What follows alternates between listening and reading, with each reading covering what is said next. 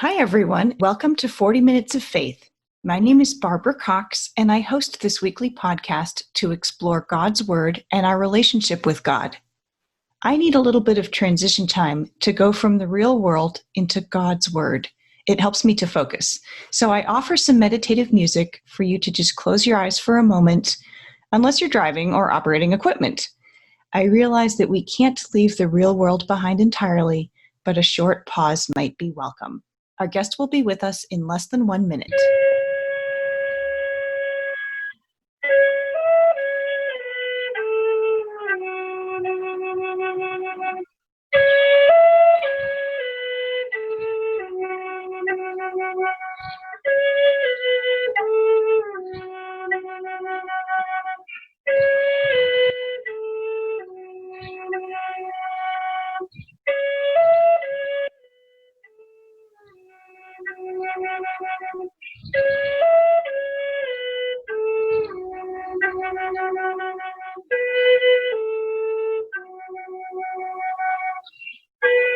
Today's guest is Paula Jenkins. Our discussion will focus on the Book of Ruth. I met Paula when she taught a class about how to start a podcast. Paula was baptized Lutheran at age 7. Her dad is Episcopal. Her mom was raised Mormon Latter-day Saints. She has lived in 5 different states, mostly California, and lives in the San Francisco Bay Area now. Paula holds a Master of Arts in Religion from Yale Divinity School. She's been a project manager for 20 years, now doing podcast production and consulting. She has a life coaching certificate and still takes clients. She's also worked as a retreat leader. Paula is living her dream now, and she'd love to keep working with heart-centered disruptor businesses. Paula, I'm intrigued. What is a heart-centered disruptor business? Oh, that's such a great question. I like to think of the people that I work with, which is mostly women, and they're doing something maybe that's not uncommon in the world, but they're doing it in a way that is kind of disrupting the status quo. So one of my clients is a doctor, and she's really putting information about fertility treatments out there for women to make it accessible and to empower them. And another client is a life coach, but she's also an activist and an anarchist. So there's like this sense of how do we shake things up, but stay true to what we know to be in our hearts, and how do we bring that into the world? That's fabulous. I'm going to try and use that phrase again. Today's reading is somewhat famous, but perhaps for the wrong reason. We'll take a look together. The Book of Ruth is in the Old Testament, towards the beginning of your Bible, between Judges and Samuel. I'm going to read chapter 1, verses 16 and 17 from the King James Version. And Ruth said, "Entreat me not to leave thee, or to turn from following after thee. For whither thou goest, I will go, and where thou lodgest, I will lodge. Thy people shall be my people, and thy God my God.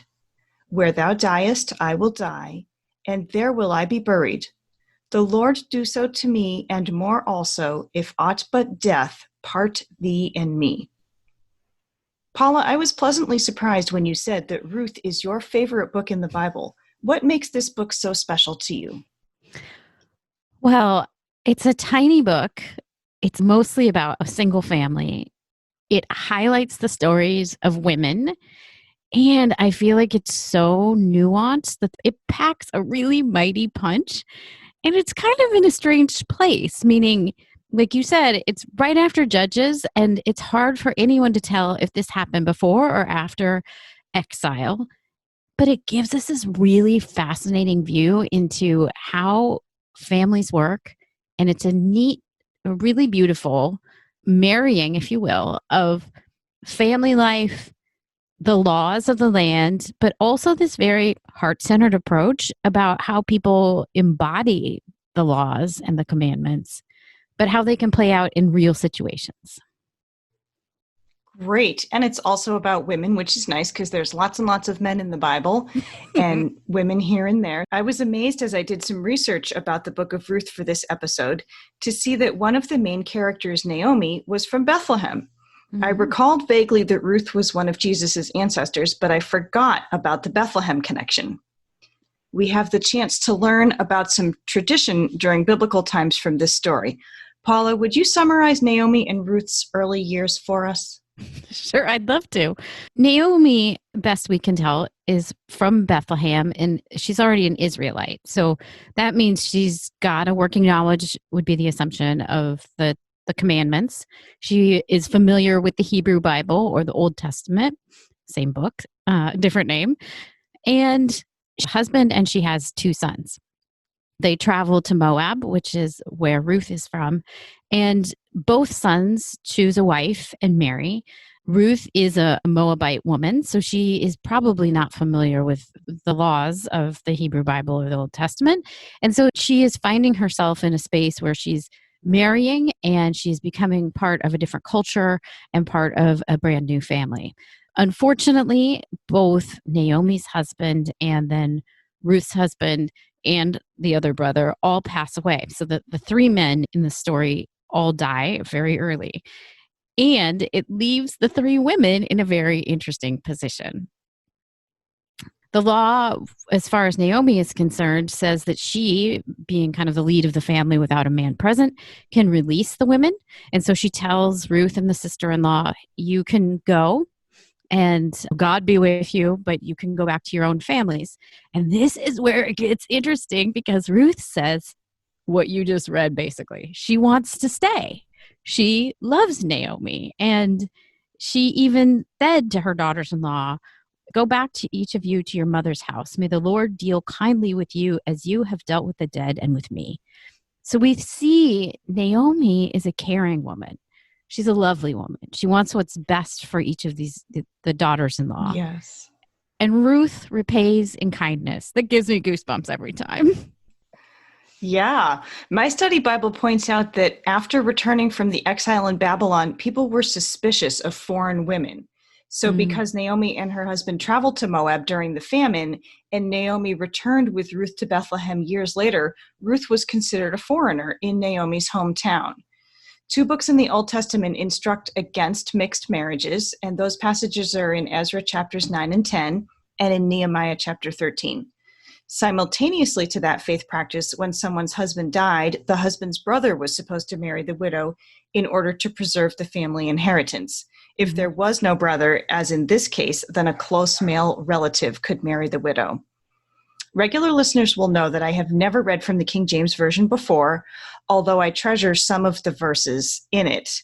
But my sense is that this verse is frequently read from the King James Version. Here are the verses from the Message. But Ruth said, don't force me to leave you. Don't make me go home. Where you go, I go. And where you live, I'll live. Your people are my people. Your God is my God. Where you die, I'll die, and that's where I'll be buried. So help me God. Not even death itself is going to come between us. Paula, when is our passage in Ruth most often misquoted, and who is the statement really for? Such a good question, because I think in the exploration of it and back at divinity school, we often hear this passage read during a wedding ceremony, which is lovely and appropriate. It's deeply meaningful because it is this really beautiful outpouring from someone about how they love the other person at seemingly a soul level, right? So I think other places in the Old Testament, we hear about heart, soul, and nephesh, which is a Hebrew word, but I believe it means the marrying of all three of the things. So heart, body, soul, like it's the whole thing. And so for someone to cry out to the other person, like, where you go, I will go. Where you lodge, I will lodge. This is huge because it's a woman saying, I'm gonna step back from everything that my culture and my place of origin and my family of origin is, and I'm going to go with you. And I want to. And will you please let me? And I think it's a beautiful thing for people who are married because they're also usually, we hope, marrying at that kind of that nephesh level of things. But it's really interesting that it doesn't have, or maybe it subtly does have, roots in a place of law and marriage. But that's not really what it's about. I read it more as like kind of this lovely friendship between two women, or this deep bond between two women that Ruth is acknowledging in a meaningful way and stepping up to say to Naomi, you've been a beautiful human for me to be around, and what you've shown me through your culture and your laws and your beliefs is something that I want to keep being a part of. So I want to go where you go. And even to the point where when we die, I want to be near you, which like is kind of, brings a tear to your eye almost when you think of people and relationships and what they mean to, what people mean to each other. It's really sweet because, like you said, hopefully people have that sense in their marriage. Some people may have that with their in-laws, and I have a very sweet and kind mother-in-law. And I also, though, know that with biblical themes, many passages are or can be about our relationship with God. So I wonder if we can take a look at this passage from Naomi and Ruth's point of view, but think about how are our relationship with God possibly affected by this passage. Do you have any thoughts for us on that? Yeah, I sure do. I think the really interesting thing about it is the marriage at several levels. Also keeping in mind that Ruth came from a place where they wouldn't have likely had a familiarity with the Hebrew Bible or the Ten Commandments. She didn't know of the teachings.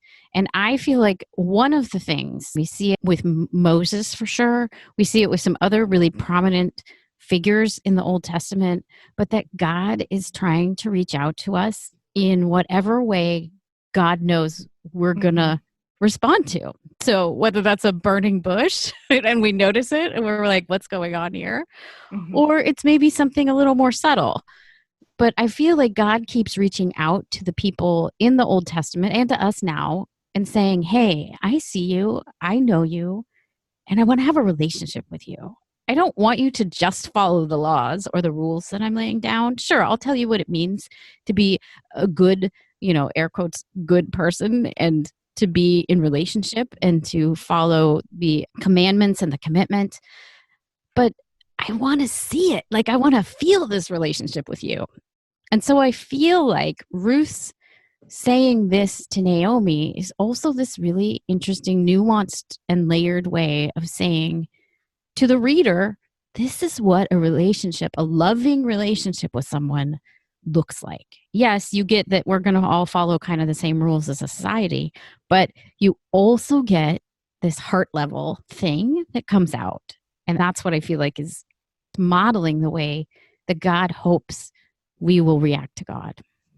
Imagine if we said to God, God, don't force me to leave you. God, don't make me go home. Where you go, I go. That just blows my mind. Yeah. Oh, goosebumps. Yeah.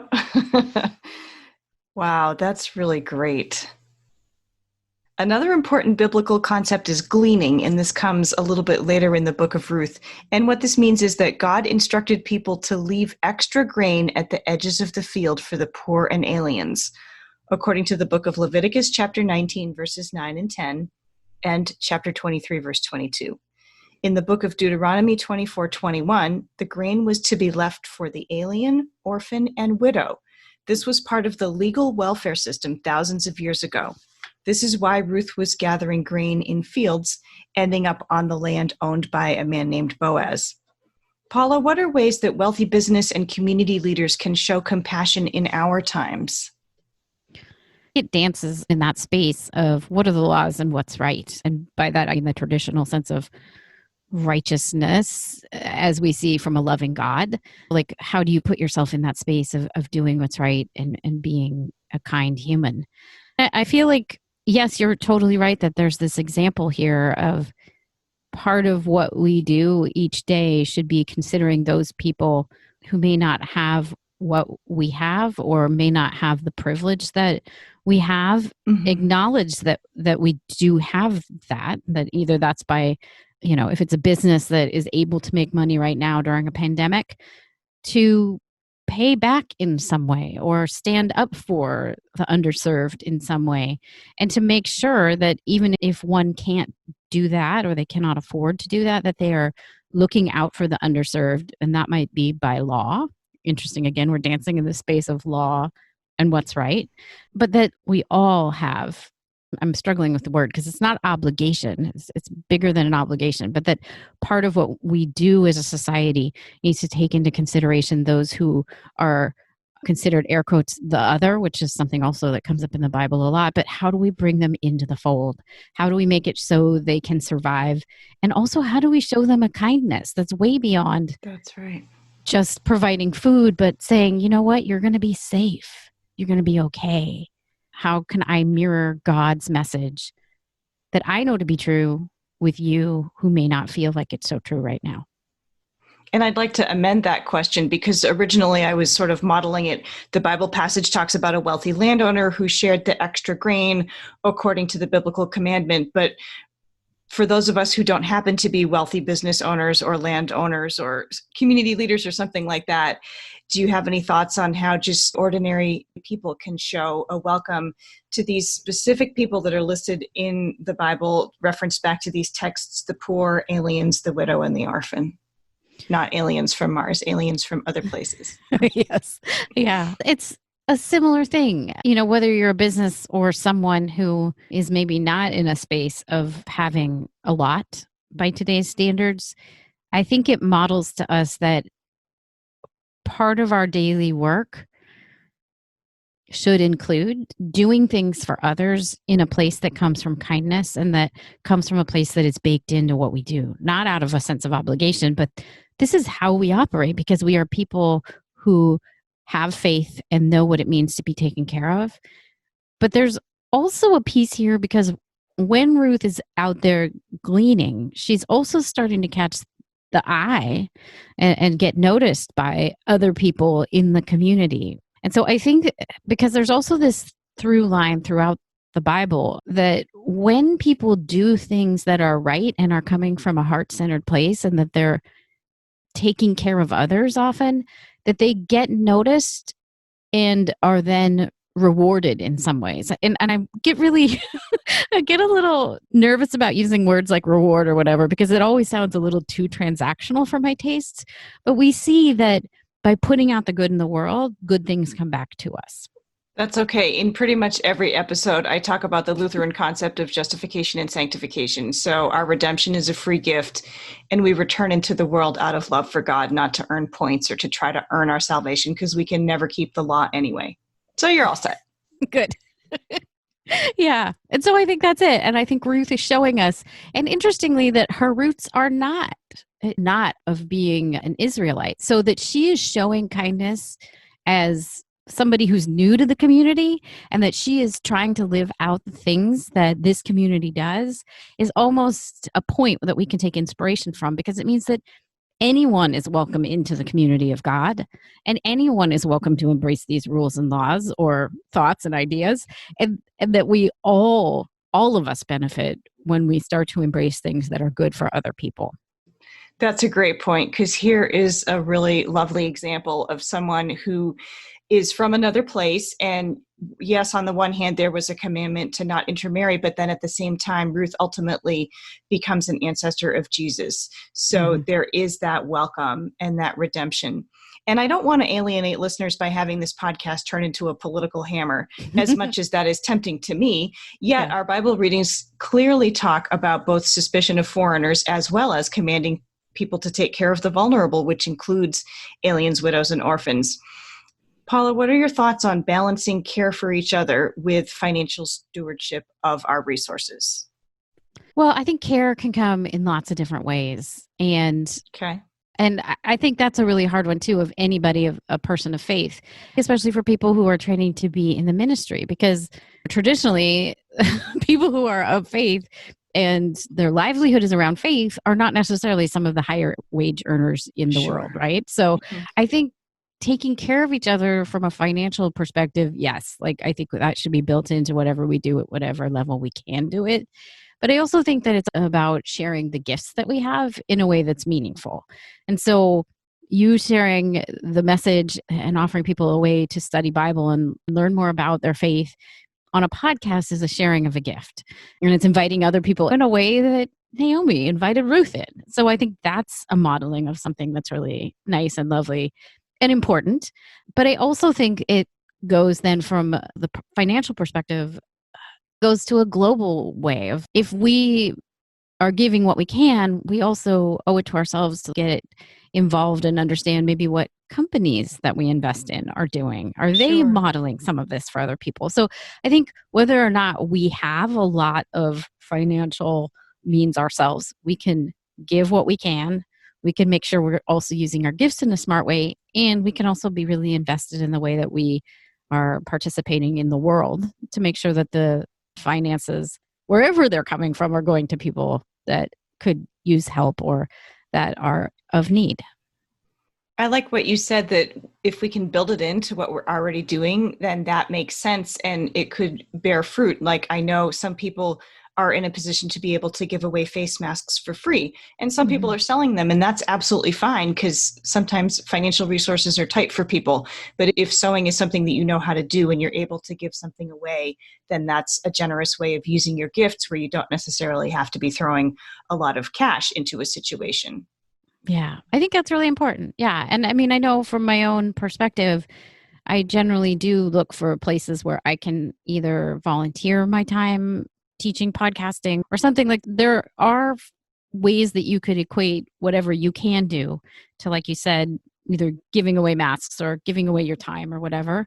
And that could impact somebody financially down the road in a way you may not ever understand as well. Yeah. So just because we don't have a field where we can leave gleanings for other people to gather, we might have a couch or a guest bed or et cetera, give somebody a ride. Yeah. Yeah. I think that's a nice way of looking at gleanings, that they don't have to be a specific monetary giving, but they could be whatever our gifts or our fruit, the fruit of our labor is. Mm-hmm.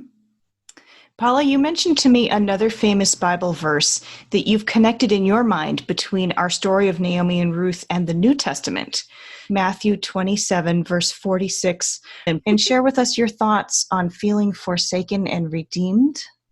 Yes, it's one of the things that Jesus calls out from the cross, which is, Father, Father, why have you forsaken me? And that's probably the Matthew version, close to the NRSV, which is my favorite. And that's a very strange favorite passage. No, But that's okay.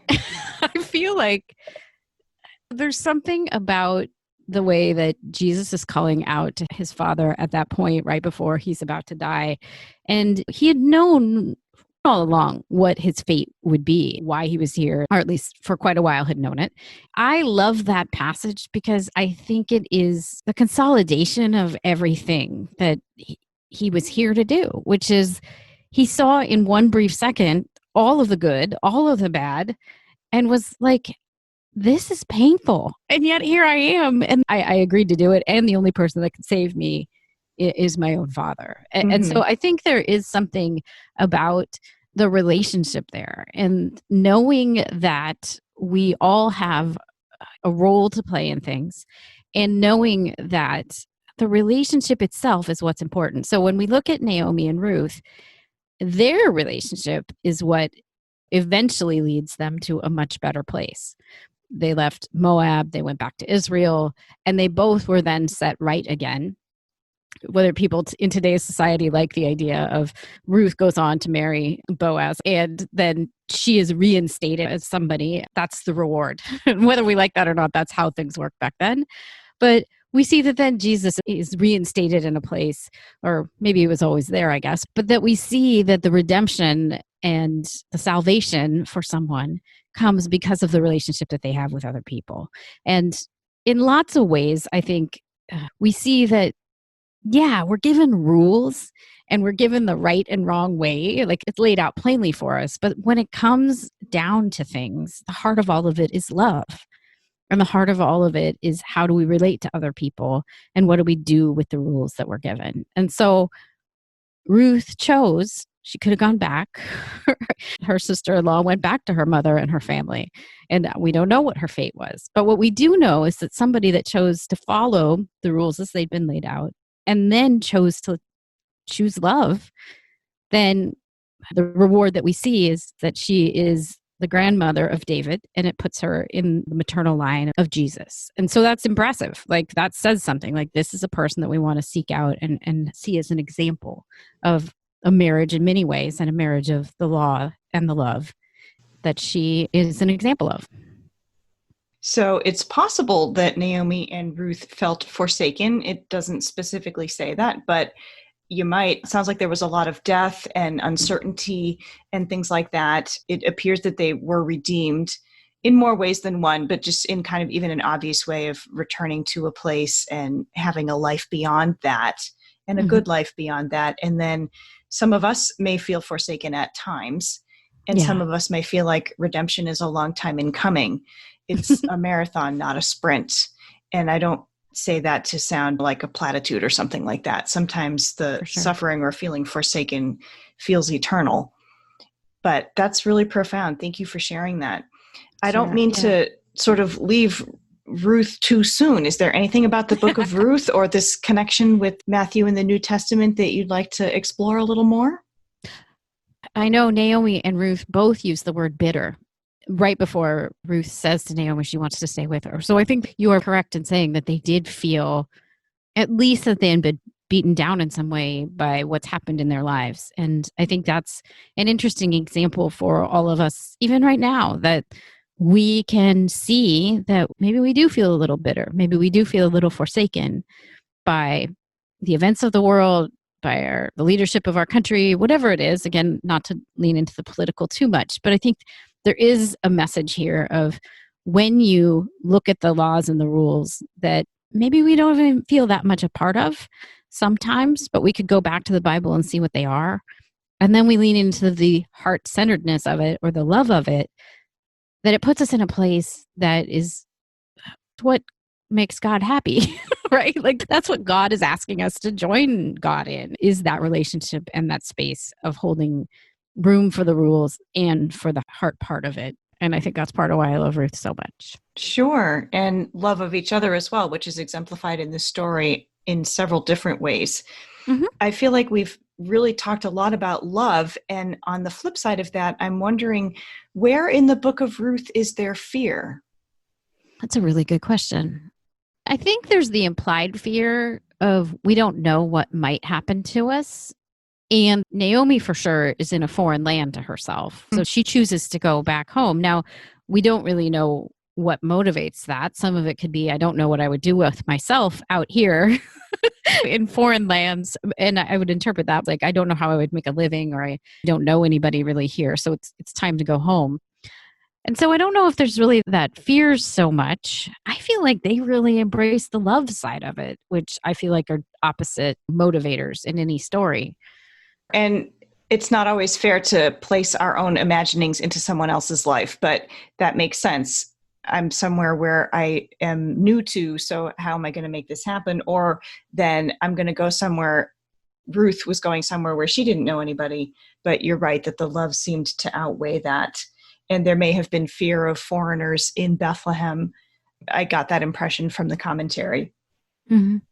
The other is always a topic in the Bible too. And you're right that maybe the people that they didn't know were somewhat frightening to them. But I think there's also that space to be held of Ruth would have been one of the people that they didn't know, and that was from a different tribe, and that was a foreigner when they first met her. So I think there's also that resolution in the story of once we get to know someone, it's very hard to see them as another or as frightening. And when we can show them love, that often changes our hearts and it changes everything about them for us.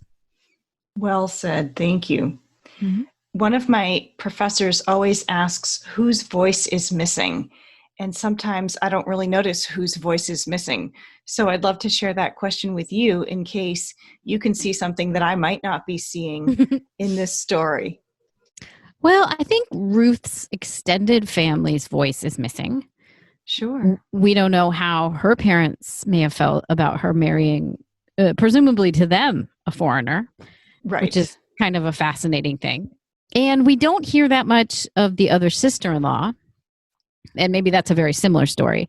Why would you go back to whatever it was that you knew as opposed to this? And we maybe don't know so much about the husbands and the father.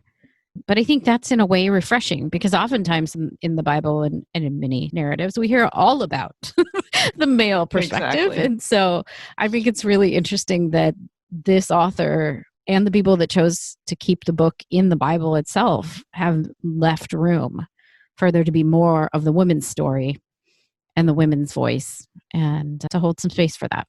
And those women's voices may more often be missing from the story than anyone else's in other passages. Yeah, I agree. I also like to ask about the elephant in the room. And again, just right at this minute, I'm not seeing an elephant in the room, but is there something that is on your mind about some, kind of an unspoken sentiment, just to kind of say, hey, is there something that we're not talking about that we could be? Well, there might be a little bit around the women's roles. There is some speculation around, does a woman, this is a whole podcast in and of itself, but go right ahead. Yeah, but sure, we understand that there's rules and law and commandments, but if the tradition was that men are in the place of power, do the women really want to go find another man? Do they really believe that by getting married that reinstates them? I would love to hear that. Maybe that's a voice that's not being shared, but it might also be the elephant in the room, that the only way that these women were being reinstated and being shown reward was by means of being involved with or married to a man, which there's something strange going on there for me. And it just feels like it's worth calling out.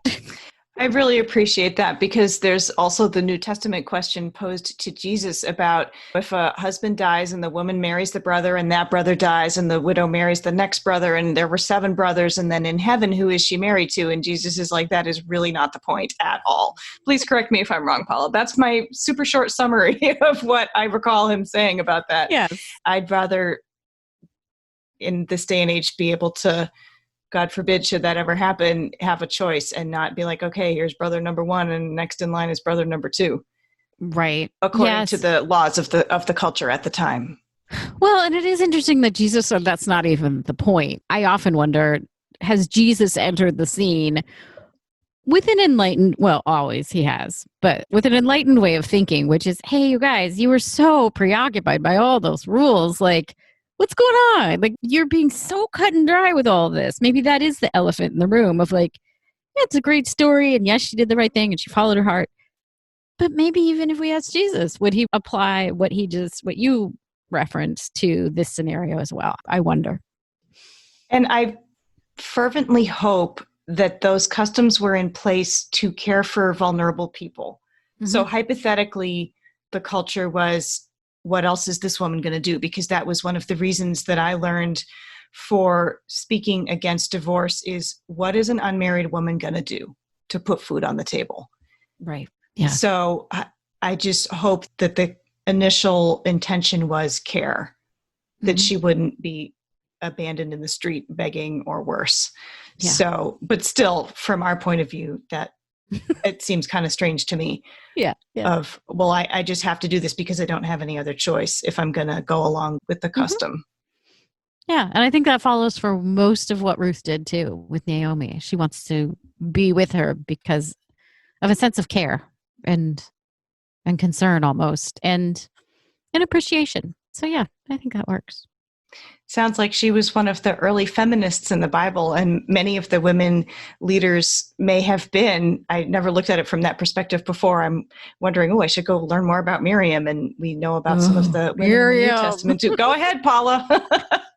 Oh, Miriam's a powerhouse. Well, just briefly, when you look at it, the Song of Miriam, right around the time of the Exodus, I mean, that's the oldest piece of literature in the Bible, is from a woman's voice. So yes. Oh, good stuff. Say a little bit more about Miriam, and I'll also put all these references in the transcript of this episode on 40minutesoffaith.com. Oh, sure. So Miriam is Moses' sister, and the song that she sings is around the safe passage of the people, and she is a support to Moses for quite some time. So I think there's an interesting thing there. I mean, Moses is one of my favorites too, but without the support of his sister and his brother Aaron, you don't have the leader and that he becomes. And he's even super reluctant to begin with to rise into the position that he becomes. But I think that part of it is because he has strong characters, one of them being his sister. So that'll be a whole nother episode talking about strong women of the Bible. And there's actually a series of books that I've read and done as Bible studies called Bad Girls of the Bible by Liz Curtis Higgs. And there were bad boys of the Bible too, but this particular study was about women that God can use any of our histories for any good, so that maybe I feel ashamed about something from my past, but that doesn't mean that God can't love me, that I'm unlovable, that I can't be forgiven. I'm not saying that about either of the two women that we just happen to have been talking about right now, but just that this study was really nice to talk about. We don't have to be perfect to serve God and each other. Mm-hmm. Yeah, so true. Thank you so much for your time. I appreciate your wisdom and your insight, and we'll get working on another episode about Miriam and a whole bunch of other women. Sounds so good. I love it. I'm here for it. Thanks Great. for having me. Sure. Father God, we embrace challenges of being in your likeness when it comes to doing unto others as you would do. Our human hearts, emotions, and minds steer us quick to reactions when we feel we've been wronged or mistreated. We ask you to instill in us a heart of pure love and the spirit of kindness throughout our human bodies. Help soften our hearts and be more empathetic, especially to those who are dealing with personal challenges. Grant us with your godly wisdom when we are faced with hurting souls, and help us to acknowledge that our reaction will either help them or hurt them. We pray that they are fully healed in your light, so they may rejoice in peace and true joy. Amen.